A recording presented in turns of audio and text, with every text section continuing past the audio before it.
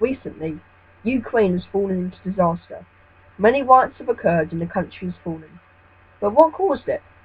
Today I will talk through the recent events leading up to today, the 23rd of March. Before, the government in Ukraine largely traded with Europe. However, last year President Yanukovych, under pressure from the Kremlin, decided to start trading with Russia instead of Europe. This led to thousands of people rioting. Soon enough, the protests became very violent. This means the president wants stronger ties with Russia rather than Europe, and the country was split on deciding whether to be part of Russia or Europe. After months of protests, people took control of the city centre.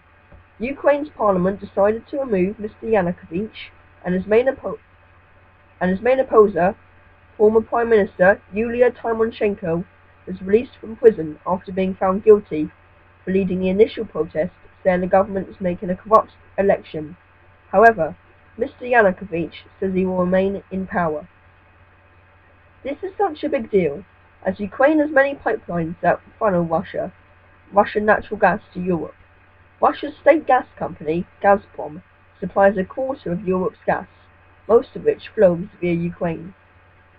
These protests are turning more and more into headline news as deaths have occurred, starting with the deaths of 2 people after the police used live ammunition on them. During the violent protests turning into a battle zone of civilian versus police and military, Russian forces have moved into Ukraine and are attempting to take control. Many think Vladimir Putin, the dictator president of Russia, is attempting to annex Crimea in Ukraine, as it is a strategic point, and thinks he believes that it is a part of Russia. Many other people believe Vladimir is trying to protect Crimea and cease the protests, as he believes again that Crimea is part of Russia. There are also many other ideas on why Russia is putting troops into Ukraine, but that will develop over the week. Here is a quick overview of events. 21st of November 2013. Government announces EU association agreement is being abandoned, prompting major protests in Kiev. 30th of November. Police launch brutal raid on protesters. Images spur protests, which grow during December. 17th of December. Russian President Vladimir Putin offers economic lifeline to Ukraine, with $15 billion of loans and cheaper gas supplies. Protesters see it as Moscow buying off President Yanukovych. 16th of January 2014. Parliament passes anti-protest laws, which opponents call draconian. Most of the laws later repealed. 19th to 20th of January. Intense clashes. 22nd of January. First protest deaths. 2 people die from gunshot wounds after clashes with police. Body of an activist found in forest days after his abduction. 23rd to 24th of January. Protesters seize government buildings in western Ukrainian cities. Protests also spread east. 28th of January. Prime Minister Mykola Azarov and his government resign. 14th to 16th of February. Under an amnesty deal, protesters vacate occupied government buildings and charges against those arrested dropped. 18th of February. Parliament Speaker rejects debate on changing constitution. Violent clashes erupt in Kiev, leaving many dead. 20th of February. Independence Square and nearby streets become a battlefield. At least 77 people are killed in a 48-hour period, and hundreds wounded in clashes between protesters and police, including many shot by uniformed snipers. This was the worst day in the protests. 21st of February. President Yanukovych signs compromise deal with opposition leaders. President Yanukovych disappears. Protesters then take control of presidential administrations buildings. Parliament then votes to remove President from power, with elections set for the 25th of May.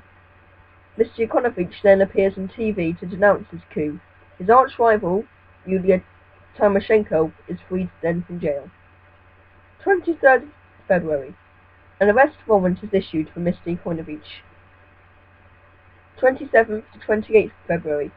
Pro-Russian gunmen seize key buildings in the Crimean capital. Unidentified gunmen in combat uniforms appear outside Crimea's main airports.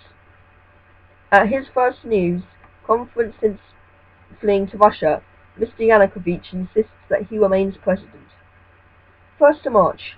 Russia's parliament approves Vladimir Putin's request to use force in Ukraine to protect Russian interests.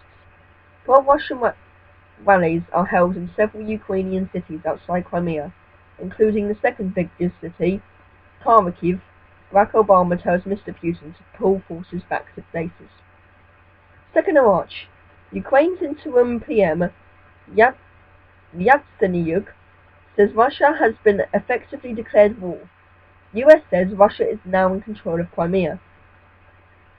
3rd of March, Black Monday.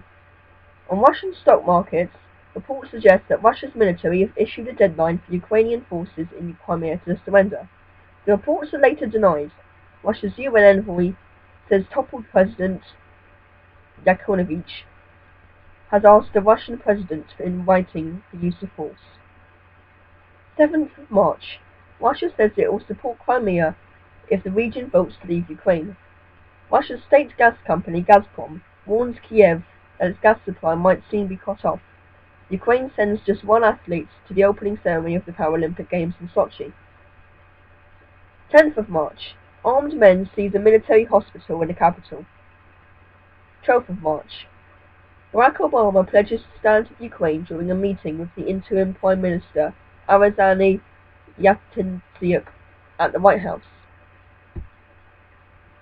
16th of March. Official results from Crimea's secession referendum says 97% of voters back a proposal to join Russia. 19th of March. Ukraine starts drawing up plans to withdraw its soldiers and their families from Crimea after pro-Russian forces seize 2 naval bases and detain a Ukrainian Navy chief in an unknown location. Ukraine also decides to leave Moscow-led Commonwealth of Independent States.